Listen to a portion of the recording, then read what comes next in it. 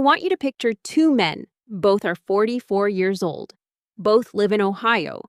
Both drive to work every morning past the same gas station, the same strip mall, the same billboard for a car dealership that never seems to change its price. One of them earns $60,000 a year. He drives a 2013 Honda Civic with a dent in the rear bumper he's never bothered to fix. His net worth, as of last year, was $412,000. The other man earns $250,000 a year. He's a director at a mid-sized firm downtown. He drives a leased BMW. His net worth, as of last year, was $91,000. Read that again? The man earning 4 times less has more than 4 times the net worth of the man earning the higher salary. Here's the uncomfortable truth. This isn't a fluke, and it isn't rare. According to Federal Reserve Consumer Finance Survey data, roughly a third of households earning over $160,000 a year report living paycheck to paycheck. Not because they can't afford their lives, because they've quietly redefined what afford means every single time their income went up. This isn't about income. This is about the hidden relationship between what you earn and what you believe you're now allowed to spend. Let's start with the data, because the math doesn't lie. A study cited by Fidelity found that for every $1 increase in income, average households increase their spending by roughly 70 to 85 cents. Not on necessities, but on what researchers call lifestyle categories. Housing upgrades, vehicles, dining out, subscriptions, travel. The savings rate barely moves. Sometimes it goes down. This is the mechanism behind what's called lifestyle inflation. And it is quietly the single biggest predictor of retirement failure among high earners. More predictive than income itself. I am not done yet. Here's the part nobody tells you. Lifestyle inflation doesn't just cost you the money you spend. It costs you the money that money would have become. Let's say that 70-cent per dollar spending habit represents an extra $1,000 a month by your late 30s, a nicer car payment, a bigger mortgage, more takeout, more subscriptions. Invested instead at a conservative 7% average annual return over 25 years, that becomes approximately $810,000. That's not a rounding error. That's the difference between retiring on your own terms and working until 72 because you have to.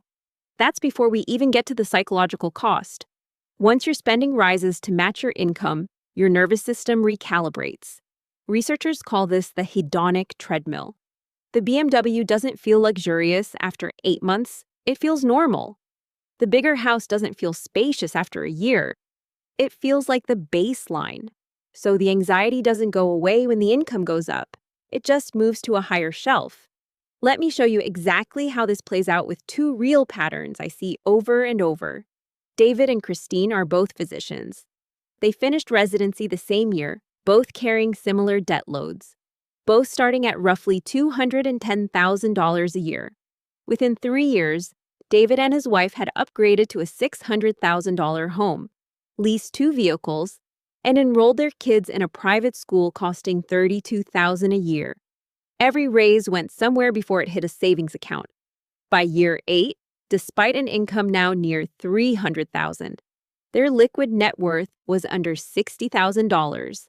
Same neighborhood, nearly 10 times the anxiety. Christine took a different path. She kept her starter home for 6 years after her income tripled. She drove the same car until it had 140,000 miles on it. Every raise, she automated. Half went to her brokerage account the day it hit her paycheck, before she ever saw the number in her checking account. By year 8, her net worth was just over $700,000.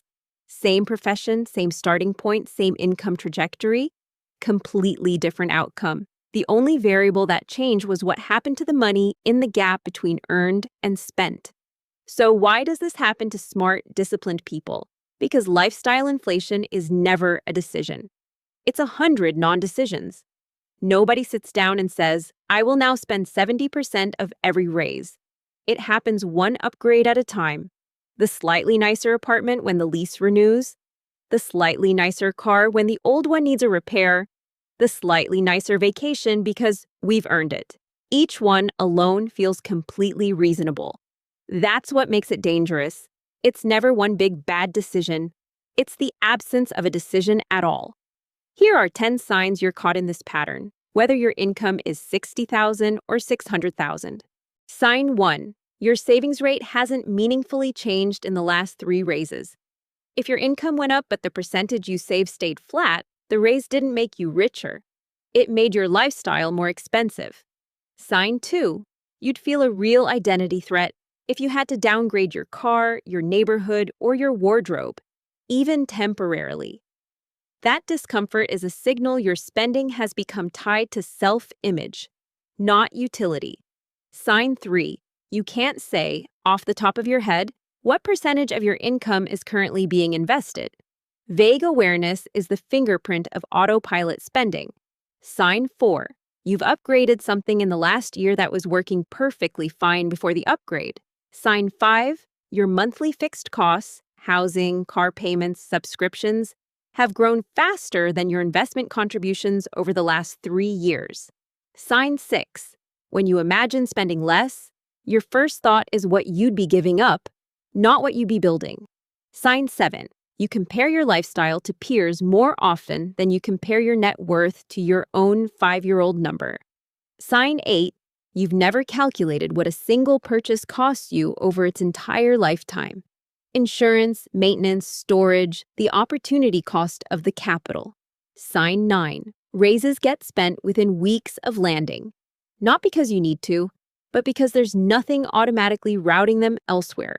Sign 10. You'd struggle to answer right now what enough actually looks like for you. A specific number, not a feeling. That last one is the real root of almost everything else. Most people never define enough, and when you don't define the finish line, your income becomes the finish line, which means it keeps moving every time you get a raise. So, what do you actually do about it? Not spend less. That's not a plan. That's a wish.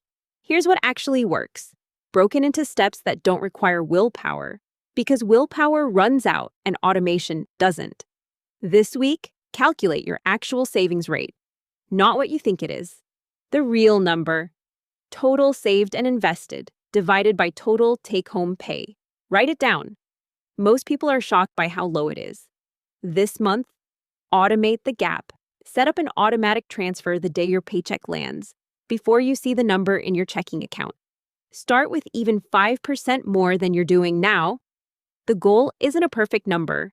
The goal is removing the decision entirely. This quarter, define enough in writing.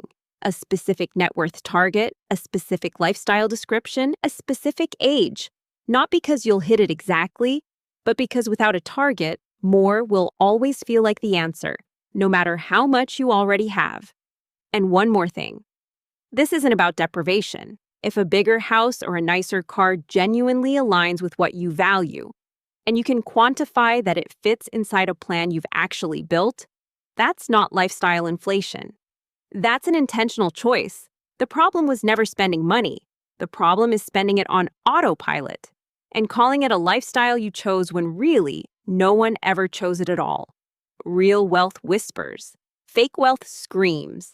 And somewhere between the two of them, in a Honda Civic with a dented bumper, there's a man who's already figured that out, not because he makes more, but because he decided, a long time ago, what enough actually looks like.